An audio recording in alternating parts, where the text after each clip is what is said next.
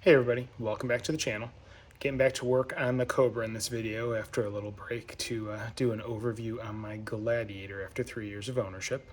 So as far as the Cobra goes, I'm going to start working back in the interior. I want to mess around with getting defrost ducts put in and the stuff behind the dash so I can start looking into getting the dash reinstalled. So that being said, it is time to get to work. All right, so before I get to the interior, I wanted to provide an update regarding the lower radiator hose that goes from the radiator to the connector to the Mustang hose that goes up to the water pump. I had placed the order a while ago with Summit Racing for a Continental part.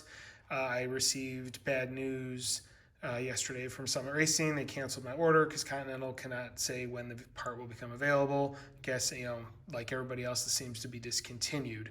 Again, this is the lower hose for a 83 Buick Century with a V6. So I spent some time online searching, cross-referencing alternate part numbers, and I lucked into a vendor on eBay. It's about auto parts store, has 5 available of Dayco 71162, I believe is the part number, and that appears to be the equivalent of this. I went ahead and ordered 2 just to be safe. So hopefully they will show up. Hopefully they will be the right hose that I need, and I can get this cooling system back together and get it filled and be one step closer to getting this thing started. So just a quick update there. Now on to the interior. All right, so back inside the interior of the car. And as you can see, I did plumb some of the accordion hose that I had, the excess laying around, hooked it into the other port that's on the bottom of the heater box for the defrost, and I just kind of have it draped loosely, just seeing how I would be able to mount things. And then I did remount the one duct that I have for my feet on this side because there's nothing under the dash to get to warm me up. Whereas on this side, that flapper door opens up and it blows down when the heat's on. So anyway, I'll probably cut the one accordion to length and kind of swap and put the one that's currently here behind, and then run this one to this duct, and then this one will tie into this Y, which will split off to the 2 defrost ducts. So these are ducts I have. I got them from Speedway Motors. I can't remember who makes them, if it's Vintage Air or not, but pretty straightforward. There's just 2 holes. Screws go through the top and I'll hold it into the dash panel. And then as far as the trim, these are the ones I got. These aren't exactly accurate. These are a little bit nicer looking because they're chrome versus just being polished. I was just worried about the polished ones getting kind of tarnished over time and not being like the easiest to clean on the dash up here. So I went with the chrome ones just because they look a little nicer. So what my goal is I'm going to locate these, put some tape down, drill the holes for the 2 ends on this, and then from there I can measure in where the 2 holes will go for this because it's in set of those, and I'm going to have to trim off the ends on both these ducts, which it doesn't matter because it doesn't hold it together. It's just additional mounting if you wanted to mount it from like through those holes to a wall or something. So I can trim these down lengthwise as long as I don't go past the 2 screw holes.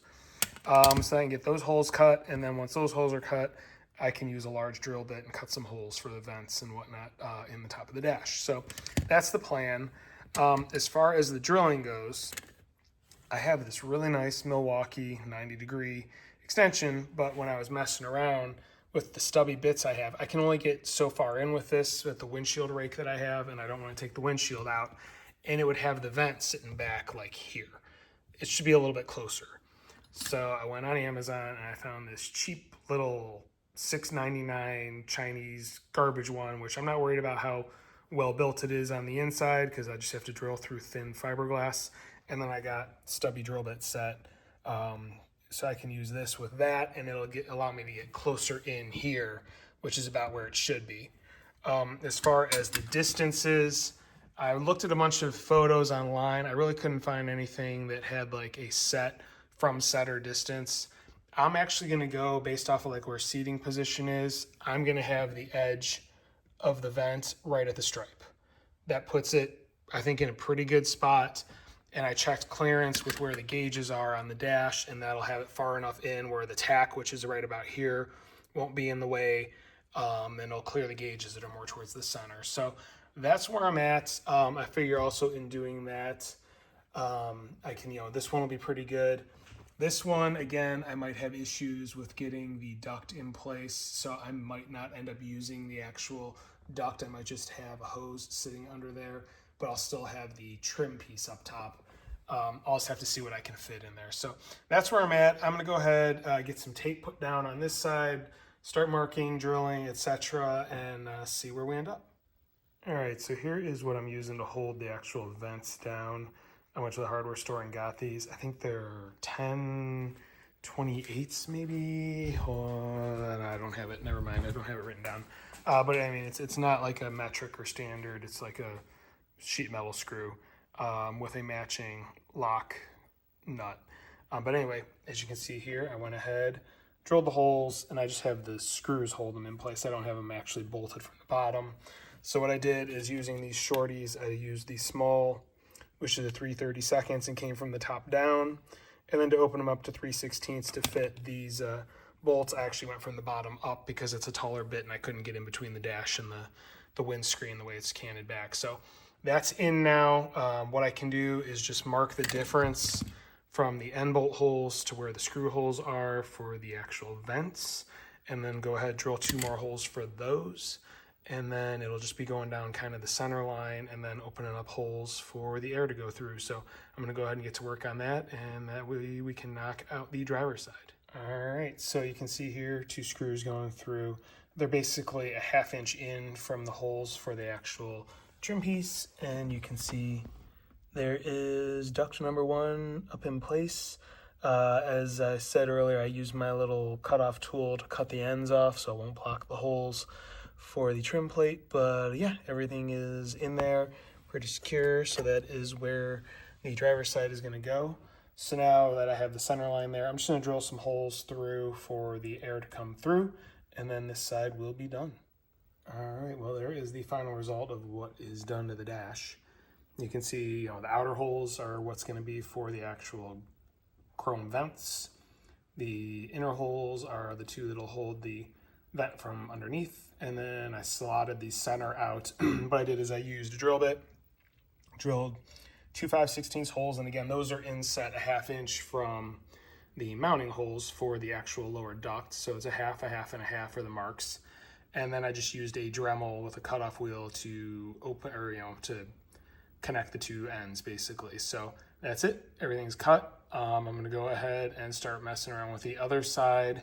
Then I can do a good cleanup of the dash because there's dust everywhere from cutting, and then I can do a final assembly on everything. Real quick note, I said as far as the screws go, I had gotten 10, they were 10-24s is what I had, and they're 1/2 inch long. Turns out they are not going to be long enough to get the nut on the bottom. So I just went ahead and ordered, I couldn't get a 3/4 inch length in 10-24, but I can get it in 10-32. So I just ordered a little packet of 10-32, 3/4 inch long, and they're Phillips head with the angle cut that I need for these vents, and then matching nylon lock nuts. So those are on the way. Should have them in the day or so, and then I can get this thing fully assembled when those come in. But anyway, I'm gonna go ahead and get the other side started. All right, so I got this one measured and installed and matched it as best I could as the other side. Yeah, so I'm looking at where the heater box is. There's no way I'm going to be able to fit the actual duct in there.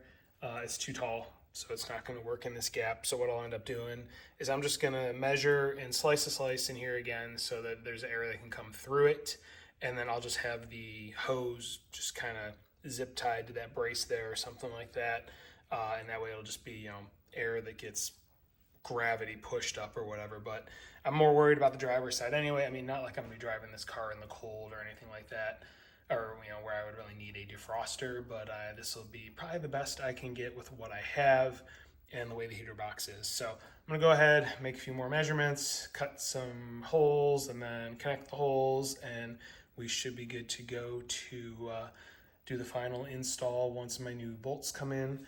But just to give you an idea, looking down the side, you can see both are in place, and looking down the front,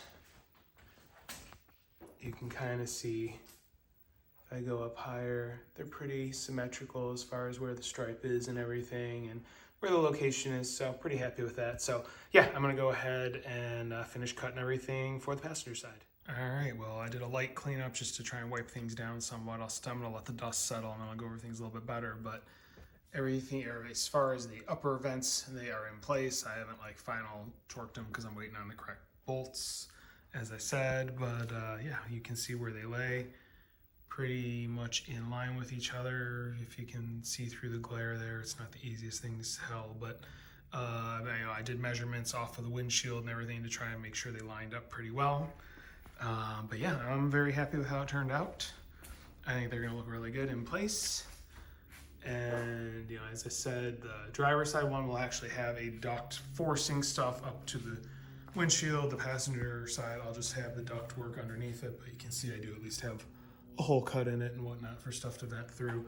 What I might do is just paint those black or whatever, just to underneath there, just to try and kind of fill things in, or use like some vinyl or something like that. I'll figure it out, but there's something I might do along those lines. But yeah, that is for the most part job done at the moment until I get the new screw or bolts and nuts in.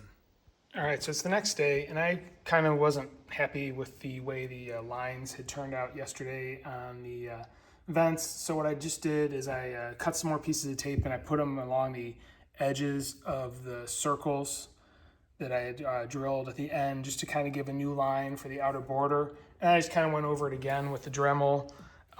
Much happier with the slots. They look a lot more even now. You can see that side, and then same thing on the passenger side. So still have to clean it up, but it definitely looks a lot better than it did. This one especially was pretty jagged and uneven. I'm still probably gonna put some sort of blackout tape underneath the actual vent, but this at least looks a little better when you see down the vent and can see what's underneath. All right, so while I am waiting for hardware to finish up the vents, I'm gonna get back to doing a little bit of wiring cleanup.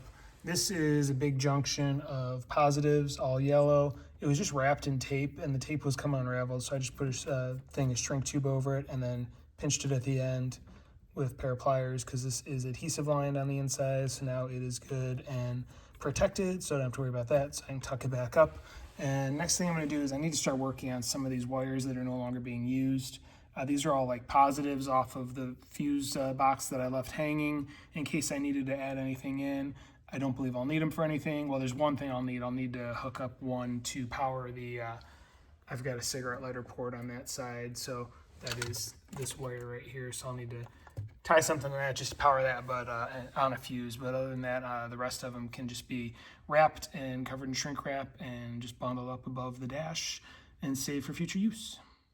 All right, so just working on a little bit of this, a little bit of that. I got the blower motor power hooked up and back on the circuit breaker thing, and then I just put a zip tie around the cover to make sure it doesn't fall off, and it's also kind of zip tied to the loom here. And then also the wire for the power port that's over there, threaded it through, and I tied it into the one loose wire I used is right here. And this is actually another wire coming off of the horn circuit. So all that's on that fuse is the horn and then the power port, and that's a 20 amp, which this is all pretty heavy gauge wire. So I'm pretty happy with that. So those two are done. I also did mark on my new fuse diagram right there that it is the power port with the horn on fuse number 6. So this has been kind of trying to track how I have things wired. So for future reference, I know what fuses do what. So those are done. Next on my list is going to be to tie up the last of these ones that aren't hooked to anything, because I can't think of anything right now that I'll need to tie them to. So I can get those all bundled up, and then I can get the fuse box put back into place for the last time. All right, so real quick here, you can see the last 3 remaining wires. I went ahead, put shrink wrap on the end, and then crimped it shut because it is the glue style, similar to those power wires, and then it's zip tied together, so it'll just sit up on top of the fuse box. So I'm gonna go ahead and get this screwed back in place, and then this will be up out of the way. I'll probably tuck the flasher module, which is hanging here. I'll probably see if I can find a way to zip tie that up out of the way as well, and just get that out and done, and then move on to the next. All right, and there we go. Fuse box is back in place, and those 2 screws are holding in place. The bracket I'm using is actually a Fox body. It's from 5 Resto late model restoration or whatever the company is. So it's a Fox body bracket. I just kind of bent it, cut it, did what I needed to do to make it work, and then just the 2 screws in the front there all holds it in place, but it works. And then as you can also see, the blinker relay, I used a cushion clamp and then just 1 screw in the brace there to hold it up out of the way, so no more zip ties, just holding things to the framing. It's actually kind of hard mounted, so that is done. On to the next. All right, so next thing I'm working on is floor lighting. And I got a pair of these. They're like trailer license plate lights. I got them off Amazon. They're LED. They're actually pretty bright. I tried them out. They do a pretty good job. So I've already gone ahead on this side and drilled 2 holes there, just using some of these self-tappers. So everything is in place as far as those go. And then the foam backing that goes to the light, I cut out a center portion so the wires can go there. And then this is just going to go right here, screwed into place, and then the light will be facing towards the pedals, and I'll have 1 on each side, so it just gives some floor lighting. There's an open hole down here in the beam that you can see from a previous ground, so I can use that for this ground, and then I just need to tie the hot lead into the running lights, and then I'll need to do the same thing on the other side. So for now, I'm just going to get the assemblies mounted. I'll worry about wiring them once I have everything mounted in place. Okay, and there it is, mounted in place, and I have the ground attached and screwed into place. All that's left on this side is to wire up the positive. I'm going to go ahead and get the other side installed first, and then I can get everything wired in. All right, and here is the passenger side installed. As you can tell, this one is actually closer to the trans tunnel of the car, and instead of being centered like I had on the other side. The reason I did this is there's nowhere to like tuck wires up on this side, because that right there is the sheet metal you see in the engine bay, whereas you have an opening on the driver's side. So I looped the ground and hooked it right to one of the mounting screws. So that way it's grounded into the 3x3 square tube.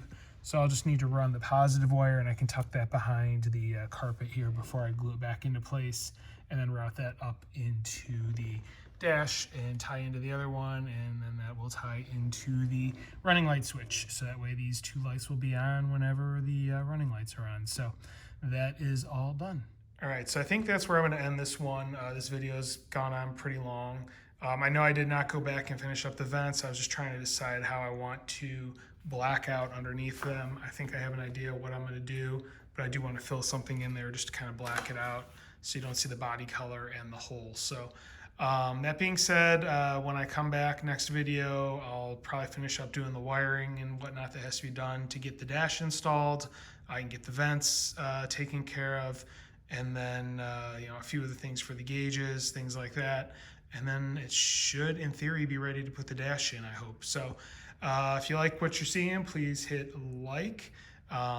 If you have any comments or questions, please leave them in the comments section. I do review them. I will respond. Other than that, please stay tuned if you want to follow along. There are going to be plenty more updates on this car. Thank you for watching, and have a great day.